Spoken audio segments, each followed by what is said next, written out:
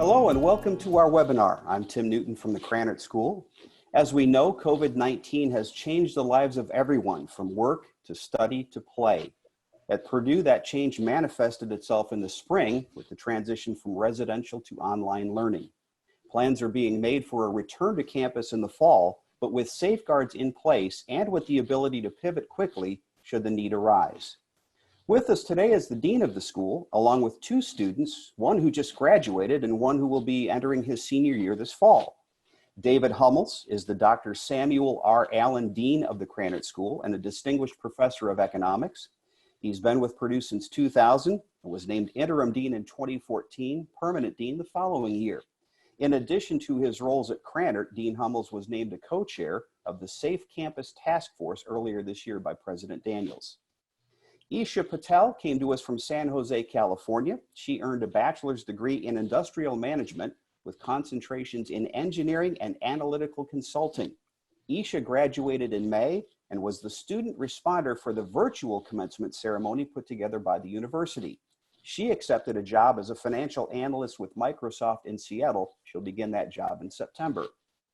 Dom Sciortino is originally from St. Charles, Illinois. He's a finance major with a communications minor. He'll begin his senior year in August. Dom is president of the Krannerts Ambassadors and has been involved in the school's mentorship program, as well as a member of the men's club volleyball team. He's interning this summer as an analyst with Fitch Ratings in Chicago. Dean Hummels will begin today's webinar with a brief recap of how we moved to online instruction for the spring, as well as the academic preparations being made for the fall. He'll be asking Eesha and Dom about their transition, as well as their experiences at Purdue. I'll come back in later with some questions for the three panelists. You can submit some questions now. All you need to do is type those in the comments section below the screen here on Facebook. And with that, I will turn it over. Dean Hummels, the floor is yours. Thanks, Tim. Thanks, everybody, for joining us. We're looking forward to the conversation today. It's been really an extraordinary 5 or 6 months in the life of the university and in the life of the Krannert School. I want to tell you just a little bit about what we did through the transition period and then bring in Eesha and Dom to talk a little bit about their experience. They're going to tell me candidly what the last few months have been like for them as well. You know, it was an interesting thing. So if you look over my right shoulder, you'll see a picture of the coronavirus that's causing so much trouble. That picture went up on my wall in mid-January because we started watching what was happening in China, and in particular the effect that it was having on universities all through Asia. It became pretty clear to us, even as early as mid-January, with the various closures in China and the potential restrictions on travel, that it was not going to be a normal year for us. Our initial focus was really on how do we get the university ready to maybe not have so many Chinese students, because we thought initially that was really the primary impact. And then as more and more cases began popping up throughout Europe, and then as they came to the United States, and we saw a number of universities rapidly switching to online mode, we started planning for the potential to have to do the same thing at Purdue. And so one of the great benefits we have is that we've built an extremely strong online programs team here at Krannert over the last few years. And we tasked them with figuring out what would it take to switch all of Purdue University online on a week's notice. And they started working that problem really in mid-February. You know, and for those of you who haven't participated in online programming, or who have, certainly those of you who haven't taught online, there's actually a lot more to it than you might think. Considerations about what kind of software people have, what kind of training they have, what kind of bandwidth they have. And so we spent a great deal of time in the month of February and into March on essentially business continuity planning. So that when it became very apparent that when universities around the U.S. started to close down, and Purdue was ready to make the same call, we were actually pretty well prepared for that because we'd been working the problem for about 2 months. So that said, it was really an extraordinary effort on behalf of our faculty and staff, and really an extraordinary ask that we made of our students. People say that universities can't adapt quickly, can't move quickly, and this was, I gotta say, the fastest movement I've ever seen in my life in 25 years of academia, because on literally a week's notice, we had our entire catalog ready to go online. That's my perspective. Eesha, Dom, what was the spring semester like for the two of you? I couldn't put it better than what you did, Dean Hummels. There was just a rapid shift the day before like spring break happened, where everything just changed overnight. And the fact that our university was able to accommodate that, and students were really adaptable, and they were just able to make the best of a worse situation. So I was super happy with the way that things turned out. It could have gotten a lot worse. How about you, Dom? I agree wholeheartedly, just because basically on my birthday, funnily enough, everything shut down. So couldn't go out. I did have an exam, but even then they did a great job, social distancing. Everybody was a seat or two away at the minimum, but just considering it was unprecedented, it was amazing the way that Purdue handled it. The transition was seamless in my opinion, but then again, I didn't really get to experience the whole mad scramble because I was on spring break, but everything that I've heard from the professors, everything that I've experienced personally, it was almost flawless. So for people in the audience who have never taken an online course, how was that experience different for you than showing up to class a couple times a week? One thing that I really was astonished that Purdue did when we transitioned to online is how we still try to keep that interactive element.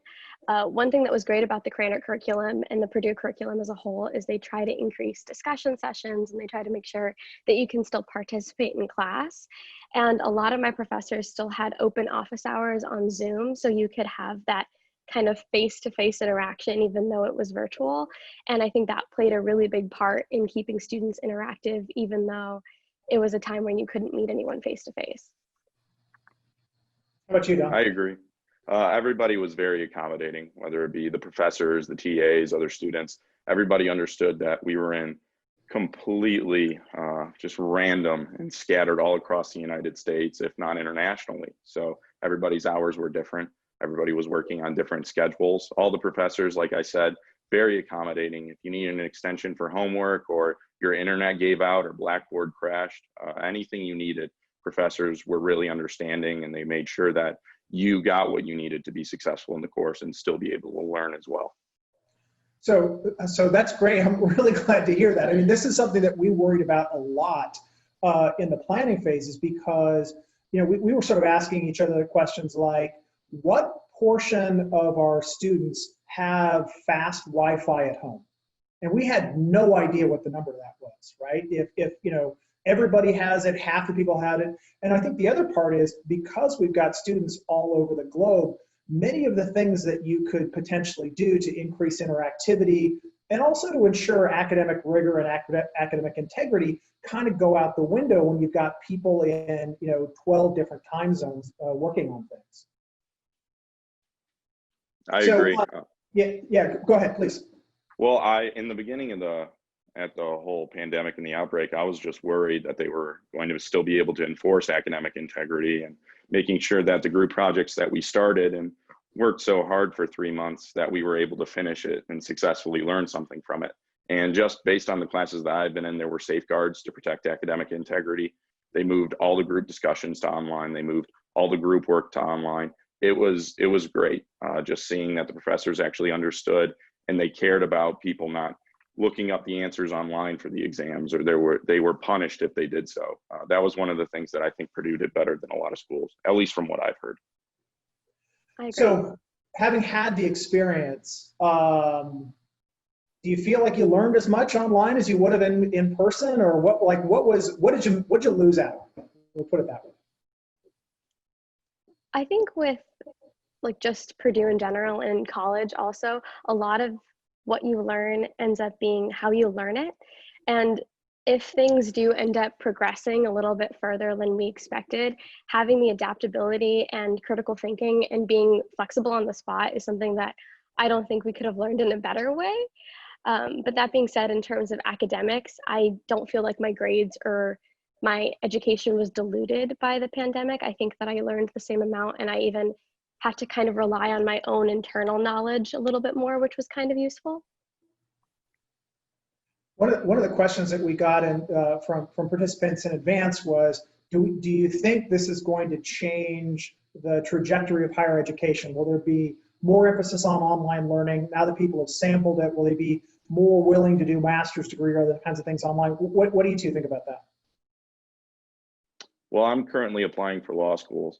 So, well, I plan on doing it in October, but I believe maybe things have changed. They've changed forever. You can't really go back from here. I think that universities have handled it pretty successfully overall. I think that they've proved that they can handle the amount of online students and that they've done a good job kind of shuffling in the students and making sure that they're succeeding and doing everything they can to be sure that they're actually learning. And there's still that level of academic rigor that you were talking about. And just based on Purdue alone, everything's there. The framework's there. Purdue Global is amazing. I have a friend who actually just graduated there last year, and she said it was great. They handled everything perfectly. She has friends who still go there. So just based on Purdue alone, I truly do believe that this could be a possible outcome in the future. What do you think, Eesha? I'm not sure, to be honest. I think that we have been set up pretty well. If we transition the whole university in a week online, I can't imagine it getting worse. Like, we can build upon what we have, and I can only see it getting better. I do see that in this day and age, even in the workforce, we do have a very strong dependence on technology. So having our education rooted in that is, I think, a good launching step for future, whether that be future careers or future like educational endeavors. Well, what about the student experience? Like, did you miss out on, I mean, so there's the coursework, right? But what about everything else? Oh, I almost cried when I heard March Madness. For sure. Yeah, that was tough for me, but I think that if they've been looking at tons of different options that they could do, no fans in the stadium, first 5 rows, at least for the NFL, being strictly advertisements. So they're adaptable. They understand what the fans want. They understand what the players want. I think that at the end of the day, would I love to see people filing back into Mackey? Yes, but only if ultimately it's safe and a responsible decision for the university. Yeah, definitely the social components of college life that's going to be different after this whole pandemic. I mean, we didn't get to have a ceremony of like graduation ceremony that was pretty traditional, but we just have to be creative and learn with what we got and try to make the best of it, I guess. You know, it's actually a really important question that many of us have been wrestling with, and that is, what exactly is the university? And you know, from a faculty-centric standpoint, we think about the university as being a bunch of courses that you take and you accumulate 120 credit hours. But of course, from a student, you know, perspective, there's a whole lot more to it. Both the co-curriculum, you know, student clubs. I mean, Dom, you're gonna be as we head back in the fall, you're going to be thinking about this because you lead student ambassadors or Krannert ambassadors and the volleyball team. What do you think that's going to look like for you? Yeah, that's going to be difficult. So for ambassadors specifically, we really rely on that face-to-face interaction, showing the prospective students around the school, the business school, making sure they know exactly where Parish is, which is our library, exactly where the offices of all of our professors are. So it's going to be very tough. I think that before we left, we took a couple of virtual tours, and I think that we did a pretty good job just showing around Krannert, but excuse me. Then again, you really rely on the face-to-face interaction. You want to connect with the student, make sure they understand your story, where you're coming from, your experiences at Krannert. Seeing a person face-to-face, it's never going to be the same as seeing somebody over a computer screen, which is unfortunate, but at the end of the day, if we have to adapt, we have to adapt. So one of the things that we've been working on that I'm pretty excited about, so I was asked by President Daniels to co-lead our Safe Campus Task Force, and we were really focused on the question of kind of high-level planning to sort of to identify all the challenges we were going to have in every aspect of university life. And then at this point, we've had a number of implementation teams take over, and they're putting different elements of the plan into place. A really important part of that was the student experience, right? How is it that we make a sort of a fall semester in which we deal with the dangers of COVID still a very rich experience from a student perspective. So the thing that we've done, and for those of you who haven't heard about this, it's something we're pretty excited about. We created something called Project X, Safe Campus. And the idea of it is that we knew that a number of students would be struggling to get internships this summer because the difficulty companies are having running internships. And we also knew that we had this really significant challenge around student experiences. So we offered an opportunity for students to come, we give them a number of courses and instruction on how to work as a consultant. We brought in 80 different alumni mentors. We had presentations by, I think, McKinsey and Bain and forgetting who else. Tim, who else has helped us out there? We've had, I think, 3 or 4 different consulting companies. Who am I forgetting? You're correct, and I'm having the same memory loss you are. So we'll just chalk it up to age at this point. Oh, Monroe and Partners is another one, and there's another. Yes. Yeah. Okay. So anyway, so those folks have been helping us with, working with students on how to work as consultants. The client is the vice provost for student life, and their goal, their deliverable is, how do we bring students back in a safe and highly engaged way? How do we make the most of that experience? So that's going on right now. We've got 80 different alumni and mentor coaches. We've got over 300 students participating in that. So we're pretty excited to see what they come up with in terms of how do we make the fall safe, but also as rich as possible from a student experience standpoint. So I'm pretty excited about that. Let me ask you this. So Dom, you're doing I've been talking about internships. Dom, you're doing a virtual internship this summer. What do you think that's going to be like?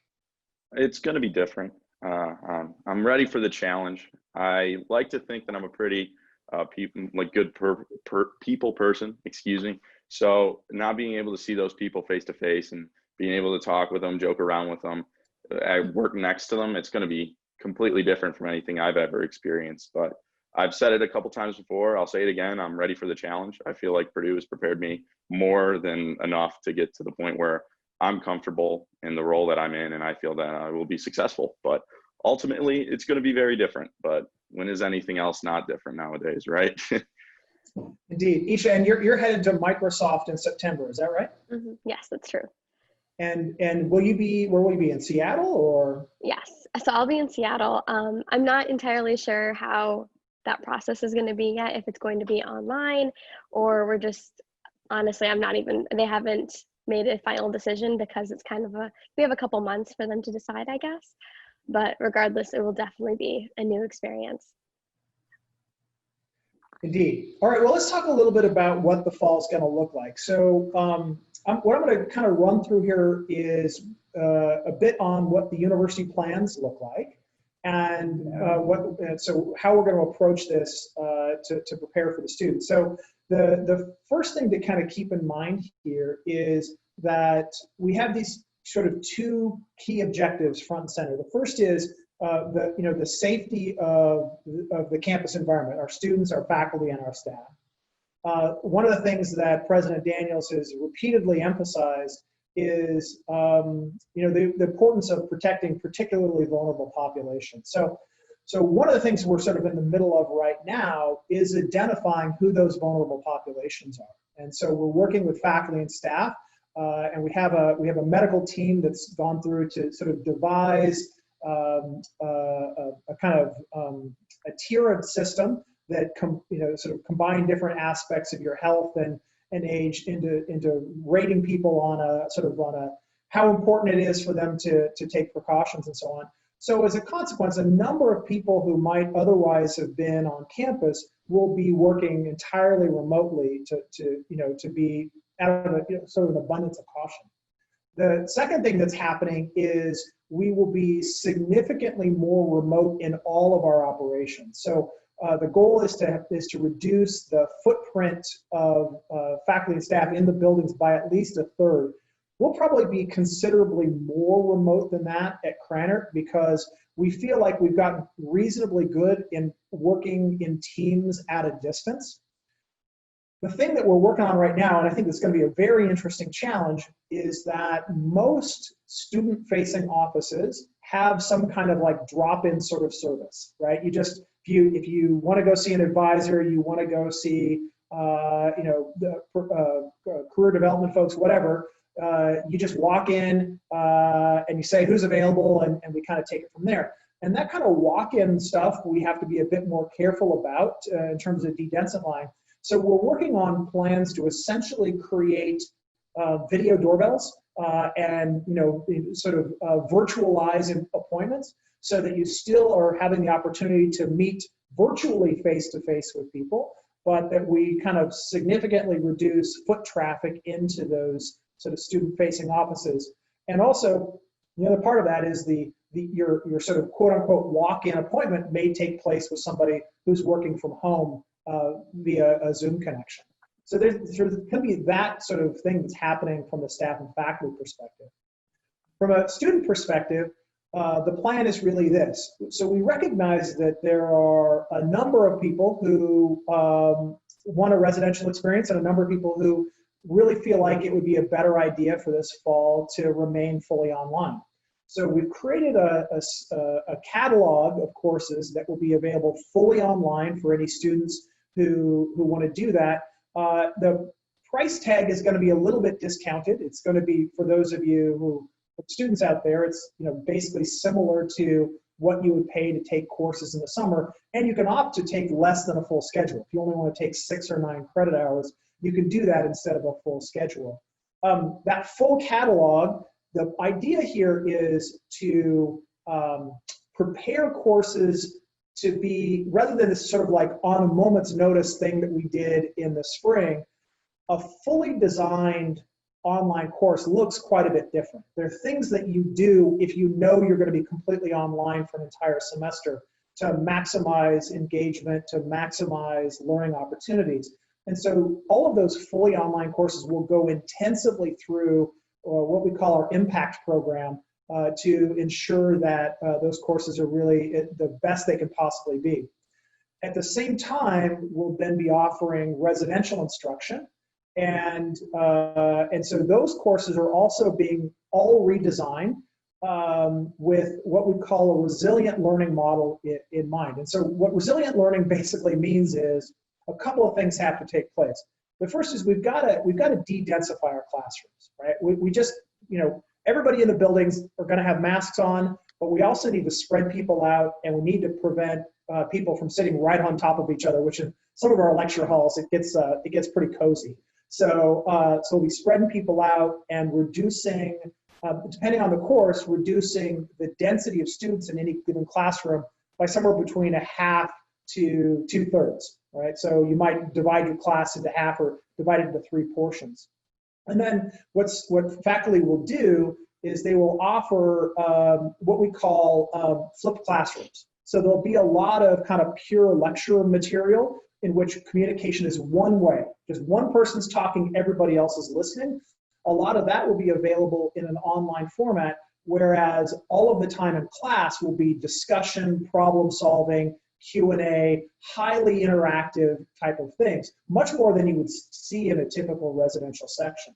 So one of the things we know from the research that's been done through the impact program is that style of learning, where you basically say, what is the maximum value that we can create when we are face-to-face? And that maximum value is really achieved by having lots of interactivity, lots of discussion, lots of engagement. And then the episode or the periods in which we're simply lecturing at you, that stuff can go online safely. So we'll have the value of doing it in that fashion is that we'll be able to get really the best of both of those learning modes going. And also the setup will be resilient in case a student gets sick or an instructor gets sick, and we'll have the ability to sort of pivot to different kind of learning modes. The likelihood is that some students may get sick and have to go into quarantine for a period. There's extensive facilities in Purdue Village to accommodate those students, but they can keep learning without any break because of the way we're organizing it. So that's kind of what the plan is. So that's, I think, a little bit easier said than done. There's a lot of work that's going to go on with that. Dom, I don't know if you're hearing this for the first time or if you've heard this plan before. Is that, when you think about the stuff you're going to have in the fall, tell me your thoughts. I think it's a great idea. Just across the board. I think obviously there's a lot of people who are significantly smarter than me who came up with it, but it sounds great to me. It's exactly what I would have asked for, basically. And talking to my roommates and talking to everybody else, our primary concern is not so much for us, but even the professors. A lot of them are older. A lot of them may be inflicted with some of the things that make them a little higher risk, but not that aside, the learning objectives, I think, completely laid out perfectly.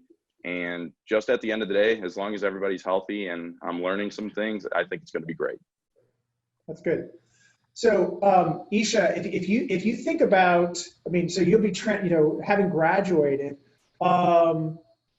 any thoughts that you have for the rising seniors and, what this last year is going to look like in this different environment, what they should do to take advantage of the best opportunities they can?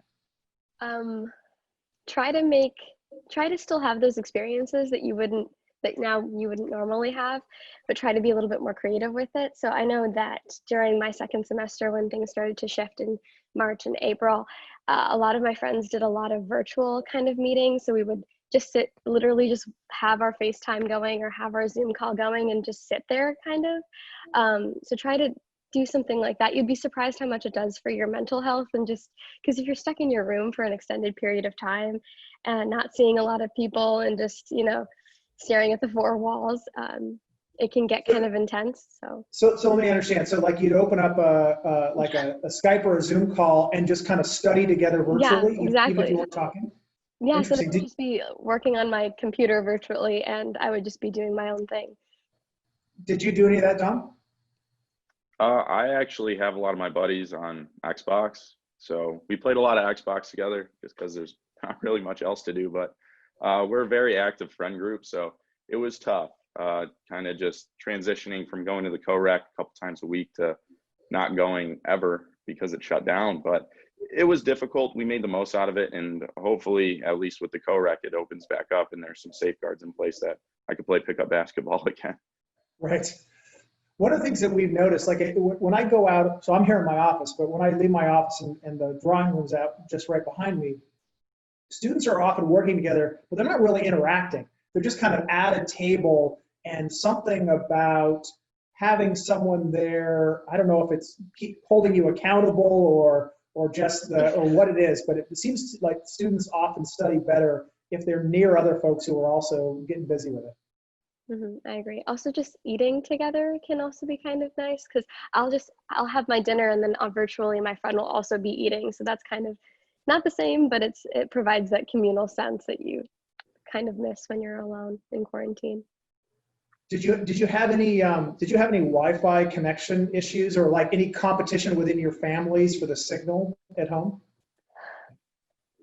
Yeah. In the beginning, yes. Just because there's only 4 of us, but we were all trying to do stuff from home, whether it be working from home, streaming Netflix from home, playing games from home.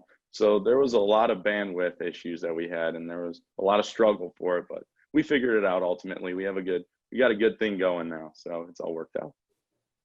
Like, is there a priority? Whoever's watching Netflix is at the bottom of the queue, or how does that work? It's always me. I'll just flat out, I'm at the bottom of the totem pole in this household. even for this, I had to fight for it, man. It was tough. That's right. If you get cut off in another few minutes, we'll know what the situation was. Yeah, it was my sister. Blame her. How about you, Eesha? I actually have not. I've been pretty lucky, but my roommate on campus, our internet cut off while she was taking an exam. So that was a rough one for her. So she was using her phone for her data and trying to upload her exam as she was taking it. So. Yeah. So we had I had at one point I had all my family members at home. My oldest daughter was teaching 8th graders online. My son was working as a teaching assistant for students. My youngest was taking classes online, and I'm like screaming, "Would you guys shut up? I'm on the line with President Daniels here. I can't hear him." You know, so it was it made for an interesting time at my house. But there it is. So Tim, I think we're probably about ready for some questions here. If you want to throw a few our way. Absolutely. And let me start too by saying I have some information. I want to make sure that we give proper credit to the companies that have helped us with Project X. So I can tell you that some of those companies include Accenture, Bain & Company, McKinsey, and West Monroe Partners, along with Case in Point, PepsiCo, Microsoft, shout out to Eesha, Change Healthcare, PayPal, did I hit Southwest Airlines before? Plant Moran, and Amazon. And those are the companies that have been beneficial for us. So we appreciate your support. David, the first couple questions are, I'm going to combine a couple from some international students, and you've touched on this a little bit, but you might want to hit it again. What's the plan for students who are unable to get here on campus in the fall because their countries have not opened their embassies and they can't go through the visa process? And along with that, another student says that international students are struggling with rescheduling to online from original plans, and it implies maybe adding another semester. How will you improve the classes that are offered for the online semester this fall?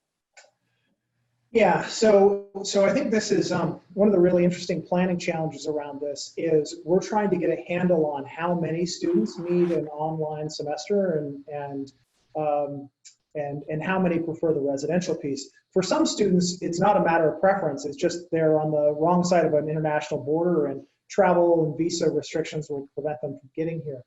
On the undergraduate side, the plan here is to offer a subset of courses fully online for students who either prefer not to be on campus or who can't get there. Now, the primary focus there is really on the undergraduate population because that's where we think that situation is going to be most acute. The thing that will kind of, and I'll say, final note there, that the courses that are fully online are being re-engineered from scratch. So this is not just a rapid flip. It's a go through a careful design process with our instructional designers to really optimize the online experience. In addition, what some students may find is that they can't get here and the courses that they need to progress in their degree they may not be included in the original catalog of online courses. What we're asking you to do is to reach out to us with information on what courses you need to make progress, and we will try to create essentially little sort of subsections of residential courses for students who need that. Those courses are not going to, that's going to sort of look more like a subsection of an existing residential course. And we have kind of limited capacity on how much of that we can do. But if we have, let's say, 5 or 10 students who feel that they, who really need a particular course to continue progressing, we'll try and create those opportunities. It's not going to be the entire catalog, but it's going to be a piece of what we have available. And then I think the other part that's really important for people to recognize. We put an enormous, so faculty always work hard to put on great courses, but the amount of effort and the focus on the attention of really optimizing course delivery for the fall has been unlike anything I've ever seen before. So both from a planning perspective, from an instructional design perspective, from a technology resource perspective, we're really, really, really putting a lot into our faculty's ability to deliver on this. So I think we actually had really good reviews from Dom and Eesha about the quality of what we got in the spring. Our belief is what we should be able to be capable of in the fall should be significantly enhanced because we've had the experience, we know what it's like, and we'll have not a week to plan, but 4 months to plan, and the quality of what we offer should reflect that. Okay, next question goes to both Eesha and Dom, and we'll let Eesha answer first. We've noticed, or we've seen a lot of change in the way that I think business is being conducted, and The fact that we're doing a lot of virtual online meetings may mean in the future that we don't do as much business travel because we don't need to. After having gone through that transition in the spring to an online instruction, what elements do you think could be taken from that experience and put into education in the future permanently to maybe improve it and make it a better experience for students? Eesha, we'll start with you. Right. One really big thing is I learned the value of being an effective communicator. Having people connect with you virtually is much more difficult than face-to-face. And Dom, you mentioned this before, like having that interaction and having that personal connection with people is much more difficult virtually. So I think that's something that we really have to incorporate into our curriculum, is making sure students are able to represent themselves and having themselves stand out amongst a lot of people, because I'm thinking about career fairs and how like networking took place. And that is a very personal and very face-to-face process. And if things do transition to being virtually, it's kind of important to stick out during those experiences. Yeah, that's a great one. I would think the biggest one, at least for me personally, was being self-sufficient, being a self-starter, knowing when you have to get work done.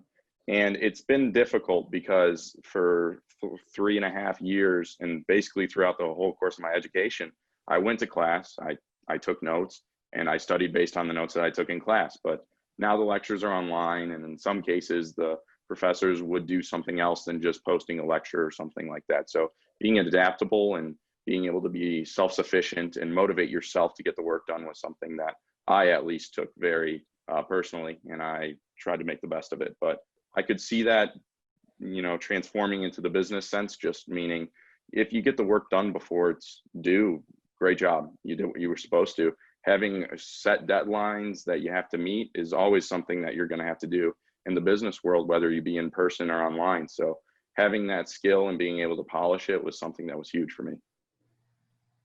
All right, thanks, Tom. Let's go back to Dean Hummels for this one. We've been talking about academic plans for the fall. Krannert recently announced it was putting a pause on its 2-year residential MBA program. Can you give us the reasons why and what will happen next there? Sure. So, you know, I think MBA programs nationwide have been under a great deal of pressure. So the number of students taking the GMAT is down about 50% in the last 10 years. A lot of that's domestic GMAT takers. International students had been filling the gap there, but restrictions on visas and travel have made it increasingly difficult for international students to join in the U.S. programs. That nationwide demand decline, we've seen it at Krannert as well. So our applications are down about 70% in the MBA program over the last 10 years. So I think that's kind of the first piece, that you've just seen this really sharp decline in the number of students who want a 2-year residential MBA. Why? Well, there are a lot of reasons for that, but I think probably the two biggest culprits are online programs have grown in size and quality and acceptance by employers. And so a lot of people are saying to themselves, why should I leave a great job to go get a 2-year residential MBA when I can stay employed, pick up an MBA, and progress in a similar fashion? So that's a piece of it. The second is more and more students are recognizing that what they really want is advanced training in a particular subdiscipline. So maybe it's human resources or business analytics or supply chain or something like that. And so both at Krannert and nationwide, seen a really big growth in specialized master's programs that have really eaten into the MBA market share significantly. So those kind of two things I think are really important. Where the rubber really hit the road for us this spring is that, in the face of all of those changes, the growth in our specialized and online programs, the declining demand, we also are going to get hit with a pretty significant financial shock because of COVID.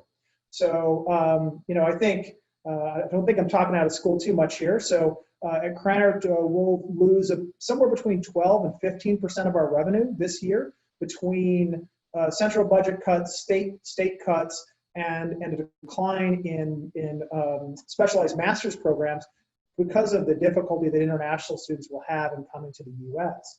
So the question then becomes, what kind of business decision do you have to make when you've got declining demand for your product, you were heavily subsidizing it already, and now you no longer have the resources available to subsidize it. So we decided that now would be a good time for us to put a pause on the program and to say, we need to take a moment. I think graduate business education is going to profoundly change in the wake of the pandemic. I don't know exactly how it's going to change. We were talking about this a little bit early on. It could be that there is such a widespread acceptance of online learning coming out of this that residential programs generally are diminished in stature compared to online programs. Or it could go the other direction. People say, you know, I've experienced this, I don't want that. I want to be in a classroom. So that can go both ways. The other thing that's a little bit hard to predict here is in a typical cycle, what you'll see, or in a typical business cycle, you'll see that when unemployment goes up, enrollment in graduate business programs goes up at the same time. That may happen, or it may not, because of the unique features of the pandemic. So we have to sort of understand a little better what the pandemic's going to do, and then make the following decision. We are going to be great in offering outstanding MBA programs. That is, we've done it residentially, we've done it with programs for working professionals, and we've done it online. We're going to continue to be great, but we're going to offer degrees that the market wants, in the modality that the market wants. And what we think the data has shown to us is that not enough students want a 2-year residential MBA with us, but plenty of students want the other kinds of MBA degrees that we offer. So the pause and study piece of this is to ask the question, how do we retain the best parts of a residential program while also offering the flexibility and length of study that attracts so many students to our other MBA offerings, and see whether we can come back with something that that's pretty enticing to the market. If we can, we'll relaunch. But if we come out of that convinced that the market has simply moved on, a number of our competitors have reached this judgment. Illinois has exited, Iowa has exited, a number of other programs I know from communications I've gotten privately from other deans in the last few weeks. I know a lot of other people are considering the same move. So it may be that this is just, we shift modalities and there's that, but we really have to kind of study what it is that we can offer that the market is going to find persuasive. Thanks, Dean Hummels. Again, we've got about 15 minutes or so in this session, so if you have questions, please type them into the comment section on Facebook. We've got a question, and this will go to both Eesha and Dom, and both of you were very active in your time at Purdue. What 2 or 3 aspects of your experience do you think will help you the most as you go forward in your career? Eesha, we'll start with you. 2 or 3 aspects. The first one is definitely the people. I think I have been very fortunate, and I think Dom, I think being an ambassadors and being in a club that is just so rooted in the university and also in improving people's lives within the university and also in their college experience has been a phenomenal aspect of Purdue that I will take with me forever. And I'm happy to say that I have so many close people within the campus that I can turn to, whether I need help or just to stay in touch after I graduate. That's been very, that's just been the best part about attending a school like Purdue, is having that connectedness and community. Another really great aspect of the Purdue education is how it not only teaches you like the soft skills like communication and working in a team and things like that, but also drills down like analytics and critical thinking. And I think that's something that is very transferable between careers and just kind of making you a holistic person. The thing that I've liked about Purdue is it's so broad. You could do anything you want, whether it be inside Krannert or outside even. I've been a management ambassador, like Eesha was saying. I've been on the law club. I actually helped start a law club. I've been on the Purdue club volleyball team. I've been in the mentorship program. Doing just as much as you can in the short amount of time has really made just a great experience. It's been really enriching. It's really rounded me out as a person too. I've learned that it's not just about what you do inside of the classroom. While that is important, what you learn outside of the classroom are sometimes more valuable even than what you learn inside. And then the second one, I hate to steal people, so I'll try to do a different one. I think just being able to, and this goes back to being involved, broaden my horizons, interacting with people I probably never would have interacted with. That's something that I've been very grateful for. And it's something that I'm a little scared about, just due to the pandemic, not being able to interact face to face with the people that I would be able to on a daily basis, whether that be professors or international students or just somebody that I pass in the hallway 6 times a day and I've never actually met you. Let me shake your hand, say hi, nice to meet you. My name's Dom. So I think those are the 2 things that have been the biggest for me. And unfortunately, those are the 2 things that are also at risk just due to the pandemic. So I'm optimistic, but I'm also a little hesitant. So we'll see where it goes. Thanks, Tom. David, we've talked a little bit about recruiting in terms of students, trying to get students here. Talk about the impact that COVID has had on faculty recruitment, because are you seeing people maybe less likely to uproot their families at this point? Has this made, or do you think this will make recruiting top faculty more difficult? So I think there's sort of 3 things that are going to go on here, right? So let me start off with what's going to be harder. When there are times when we go in the market and we try to hire a very senior, very accomplished scholar. Those are always low probability events because people who are highly accomplished, their current institutions want to hold on to them, and so you've got to provide a very, very compelling case for why they should move.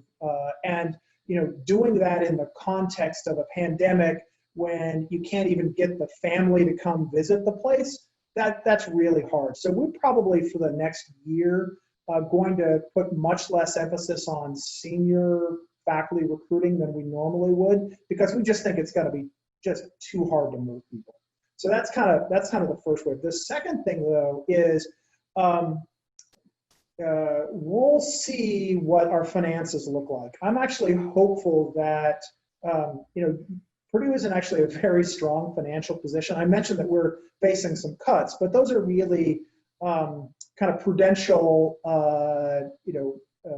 trim our sails a little bit so that we're not in a position of laying people off or furloughing people. And that's in stark contrast to a lot of universities around the country.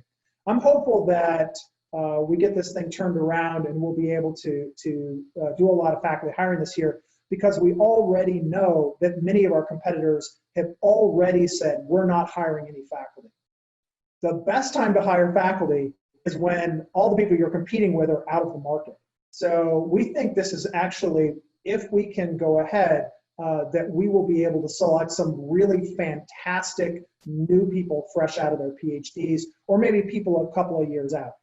So for that age, part of the age segment, I think it's going to be great. It's also going to be a great time to hire folks whose portfolio is more focused on teaching than it is on research, because there's so much pressure on smaller colleges and universities that I think we'll be able to steal some really talented people. The last part of it, I think that sort of coming back to something that's going to be difficult, is right now there are pretty strong impediments being put in place by the federal government that make it hard to hire international scholars. So there's a lot of talent out there. It's not just a U.S. market. There's a ton of European and Asian, in particular, scholars who are really, really top notch. And in the past, we've had great success with our hiring and our ability to access those people. In the current environment, it may be challenging for us to hire someone who's not already in the country and doesn't have the appropriate visa authorizations. That may change, but before the spring. But right now, that's looking pretty daunting. Thank you, Dean Hummels. Eesha, will go to you with the next question. You were involved in a lot of extracurriculars. One of the things that you were outstanding at was case competitions. A champion case competitor. We talk about the need for experiential learning and applying what you've picked up in the classroom into real world settings. Talk about those case competitions and what you were able to get from those. Case competitions are a phenomenal way to improve a lot of skills within your just developing that you learn in college, and I definitely recommend it for anyone that is considering it. It's not only helped me with my verbal communication and presentation skills, but your critical thinking and creative solution, like problem solving. A lot of the cases posed very unique situations, but the solutions could kind of be similar between teams. And I think one thing that our team did really well was to create solutions that were out of the box. And I think that's the most valuable piece of any college curriculum, or just any sort of personal development, is trying to think differently than other people. And especially with this whole pandemic situation, creative thinking is being very much valued by businesses, by organizations, and like Dean Hummels spoke to a lot of the creative initiatives Purdue has taken. And I did speak with Melissa Evans, who runs the Communication Center, and she's doing everything within her power to make case competitions as accessible as possible during a virtual platform. So it's kind of exciting for the future. Thanks, Eesha. Dom, you've been involved in a lot as well. Let's talk from a balance perspective. How do you maintain the balance if you're playing on volleyball team, you're involved in student clubs, you're an ambassador, you've got to get your classwork done, you've got to try and have some fun in between. How do you draw the balance? How have you done it? Well, there's no time for fun, Tim. It's all work 24/7. No, I think that making sacrifices is something that I wasn't fully ready for when I came to college. In high school, I figured I could do it all. I'll study a little bit here, go to all the sporting events I can, play in as many sports as I can. But when I came to college, it was a rude awakening for me. Just actually having to dictate and say, okay, I need to set aside my Sunday, besides watching the Packers win. I need to set aside my Sunday for studying. And that was a pretty big change for me. And then speaking to the sacrifices, unfortunately I had to stop playing volleyball just because time constraints got a little too hectic for me. I took on a couple executive positions in other organizations that I was in. So it had to take a back seat for now. I doubt that I'm done forever. I'm still a young buck. I'll probably come back to it, but just being able to balance it. To all you incoming freshmen out there, get a planner, get a mortar board. They're insane and they'll help you. It's not, I can't even put into words how much it helped me. All right, before we go back, go ahead. Tim, can I ask you a question? Please. So you're a Packers fan, Dom? Yeah, I am. What do you think of the first round draft pick there? You see, I knew it was coming, but I didn't think it would be coming from the dean. So that kind of hurts. See, my next question was going to be, how is a guy from the Chicago area a Packers fan? How do you get away with it? I'm an anomaly. What can I say? It's hard fighting against the greatness. I was a Bears fan. I'll say it on Facebook Live. For the beginning couple of years of my life, I was a Bears fan before I understood what quality was, before I understood what winning was. So, yeah, I'll throw that out there. Keep in mind, Dom, we are recording this and it will be available for future live. Dean Hummels, we'll go back to you. We'll go a couple more rounds on this. So one more time through. Let me start with a quick yes/no question. We have a question. Do we plan to continue the on-campus residencies for the executive MBA program at this time? Yes. So we're sort of in the middle of figuring out exactly how that's going to work. And just was exchanging emails with David Scorman, our associate dean for executive programs. And what we're trying to work through right now is how we bring folks back in a safe fashion. But yeah, that's our intention, is to keep those going on campus and doing it in a way that makes it the rich experience people have come to expect, while maintaining safety throughout. All right, I'm going to ask you this question to start, but then I'll let Eesha and Dom respond as well. We have some alums watching, and one question is, how can alumni help current undergraduates during this time? David, we'll start with you. So I'll point to a couple of things. I think the first is we're always wanting to we always want our alumni to think about the quality of our students and how they can help those students place in the great companies where they work. Career fairs are going to look a little different this year, right? Because it's if you think about the way our career fairs operate, we cram 300 employers and a couple of thousand students, and they are shoulder to shoulder and face to face. We can't do that this year, right? And so we're going to have virtual career fairs. We're going to have other opportunities. We really need alumni to think, how can I get my company in front of these amazing students to maximize their opportunities for placement? That's kind of the first thing. The second thing is we have a program that actually Tim's group works on called Alumni in the Classroom. And this is an effort to try and get the wisdom and expertise of our alums to be part of everyday classes. Now, that's going to be hard this year, and it's always hard because you sort of think about travel times. But we think we can do virtual versions of this that significantly enhance alumni participation in courses. So look for announcements connected to the Alumni in the Classroom experience. It's a little bit like the Project X thing that we mentioned earlier, where we got 80 different alums from all over the country to mentor and coach the Project X teams. That's been a very exciting development. We want to continue that into the fall. And then there was a third thing I was going to say, and I've forgotten what it is, so I'll stop there. All right, David. Well, let's go to let's get some response on that from both Eesha and Dom, because both of you had a lot of interaction with alums. Eesha, your collegiate career is done, but Dom, you have another year left. Eesha, talk about how you think alumni can help support our students right now. A good question. Definitely the alumni network within Purdue University is phenomenal. The amount that I've learned in college and outside, like still maintaining contact with a lot of the alumni that I grew close with, has been just the best part of my college experience. One thing that I think alumni can do is try to make themselves, I know for example, so I am an industrial management student, but the career that I will be doing in Microsoft is more financial analyst work. And I spend a lot of my time speaking with alumni that graduated from industrial management. So I had that kind of not level playing field, but I had that like commonality between them that I could speak to. And I think one thing that I wish I took advantage of was alumni from different majors. So speaking to like a finance major while I was on campus, or even like a supply chain and things like that. And I think that's something that alumni could do, or even students could do, is reach out to alumni from majors that are outside the one that they've chosen. All right, thanks, Eesha. Dom, aside from getting you tickets at Lambeau Field, how can alumni support your initiatives at Krannert? You knew exactly what I was going to say. If you have connections, hook me up. But We'll say I'd say be like Eesha. I mean, look at what she's doing. She just graduated. She didn't have to come on. She didn't have to be a panelist, but she chose to. Just being helpful, sharing your story, sharing your experience. Everybody's experience is different. Everybody has different nuggets of wisdom and insight that they can instill in you, and I think that's probably the most valuable thing.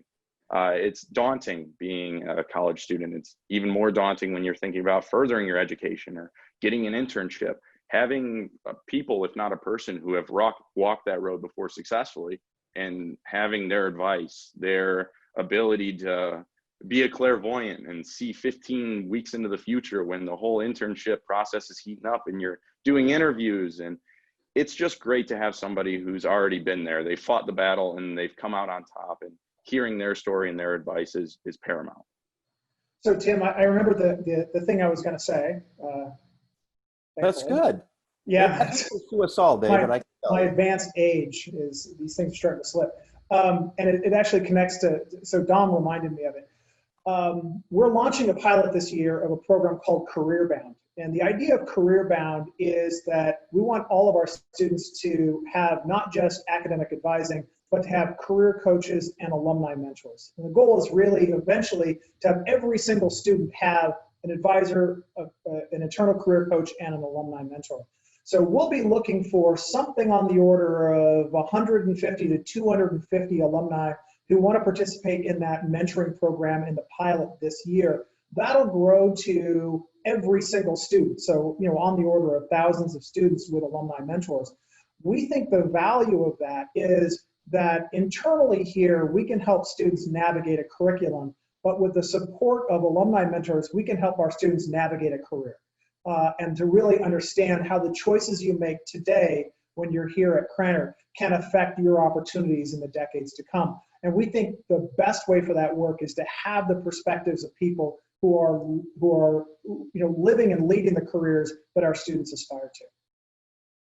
Thanks, David. We're talking about alumni and those helping out. We got a comment here from Don McKay, who's on our Krannert Alumni Board. He says the Project X teams are working great, so he's happy to be involved with that. He also said that the Bears were not good to Kyle Orton, so go Packers. So we got that going for us. They did Kyle Orton dirty.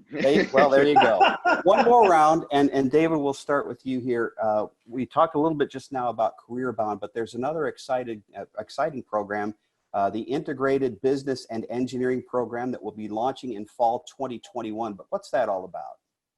Yeah, so I think for a long time, the industrial management degree that Eesha was in has been one of our most successful degrees. And we really felt the need to sort of take the most successful elements of it and really kind of put those on steroids. So what we are doing starting in fall of 21 is we're relaunching the BSIM as Integrated Business and Engineering. It's going to be a joint production of management and the College of Engineering. What we will do is students will take a pretty heavy dose of engineering, the engineering core and the management core, and then have a series of kind of small laboratories where you work on problems that sit at the intersection of business and engineering. And so each year you'll have, so in some degrees around campus, you'll have a capstone course at the end of your senior year that sort of tries to summarize and bring in everything you've learned over the course of 4 years. We'll do those kinds of integrative capstone experiences every single year of the program, first, second, third, and fourth. So that's going to be the kind of the heart of it is much more focused on cohorts, much more focused on integrative lab experiences that really kind of sit between business and engineering. Some of those will be focused on social problems like or focus on technical problems like clean energy or world hunger or things like that that require both science and engineering, but also a really meaningful and deep understanding of management challenges and problems to try and solve them jointly. So we're pretty excited about it. We'll start advertising heavily for that program here in the coming weeks. And our goal is to make this, Eesha's like, why didn't I get this program? I'm very excited about it. I know it's going to be super cool. Our goal is to make this the most selective, hard to get into major on the Purdue campus. And we think that when the students come out of this, we are going to have employers knocking down our doors to get to those students. And then while they're seeing that, they'll realize the quality of Krannert students comprehensively. So we think as a reputation investment, but also as something that will produce a truly extraordinary cohort of students every year, this program is going to be where it's at. Dean Hummels, thank you. Eesha, it's safe to say that 2020 is a year that none of us will forget. For you, your senior year in college and beginning a new job, putting 2020 into the perspective and into the mix, your overall Purdue experience, what will you take away from it? Goodness, just one thing. I couldn't have asked for a better college experience. I came to Purdue from California, which was extremely far away. And I am so grateful and humbled to be welcomed into that community. And I remember my first day moving in and everything got better. Like everything was just better and better since then. And I have no words to describe how amazing that my college experience was. And I hope the same for everyone attending Purdue and everyone attending a university in general, is that their experience was as fulfilling as mine. I am so lucky to have met some amazing people and have taken some classes that will definitely change me. And I'm just excited to implement all that in the future. Thanks, Eesha. Dom, you're about to go into your senior year, and it could be a senior year again, unlike those that we've seen before. Give me an overall assessment, your Purdue experience and what you've taken away from it. Oh, it's been great. I have to say I was almost a traitor. I did apply to IU, so I'm sorry. I probably just lost that one guy who was a fan of me because of the whole Packers thing. But it's been second to none. I'm a third generation Boilermaker. My grandpa went here, and my parents met here. So it's not so much that I didn't have a choice, but I was heavily influenced towards it. And it's been great. My parents and my grandfather told me that these are going to be the years of your life. These are going to be the best years of your life. Don't waste them. Do everything you can. And in the beginning I was like, okay, yeah, whatever, but it is true. And in the twilight of my collegiate career, I'm looking back and I'm realizing, wow, they might have been right for like the first time. They might have told me something that was actually correct. But it's been amazing. Purdue is a world-class university. We've done amazing things, both academically and in the sports world. Seeing Carson Edwards go off was probably my favorite Purdue experience so far, or even beating Ohio State. So just having that well-rounded experience it's been amazing. It's been amazing. Well, Dean Hummels, Eesha, and Dom, I want to thank you all for your time today. This full session will remain available for viewing on the Purdue Krannert Facebook site, and it will be up shortly on the YouTube channel as well. So to all our audience members, stay safe, and thank you for watching today's presentation. So long.